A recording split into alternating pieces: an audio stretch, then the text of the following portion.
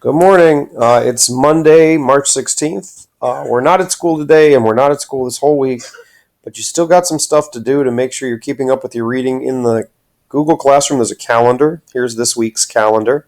And the calendar looks at issues around communism, comparing what we talked about last week with the rise of the Soviet Union to the communist movement in China.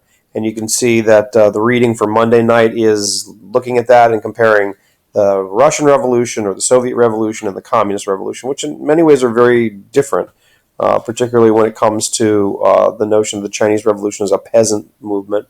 And that's how the Chinese Communist Party always saw it, as a rising of peasants. Then you get in later in the week about the kind of the institutionalization of communism with Stalin. We already watched that Stalin video, but this is some additional information, and how communism in both China and the Soviet Union were somewhat different in their methods.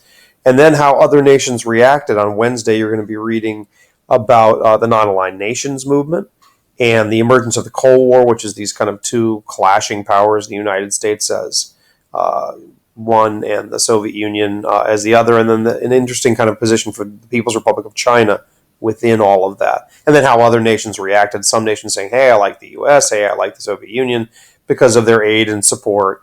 And other nations, a non-aligned nation movement, saying, I don't like this whole pattern. I don't want to be part of it. And then finally, towards the end of the week, you'll read a little bit about how communism economically was a challenging system and was very shaky towards the 1970s and 1980s. And then finally, the end of the communist period with the fall of communism.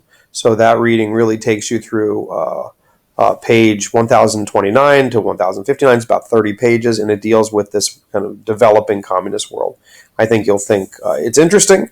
It should be done this week. I hope everybody's pretty much staying home and having a good week and being with family. And we'll talk to you again. I might post one other thing this week, but this is the major post for this week, just to remind you of your reading and to kind of walk you through that reading calendar.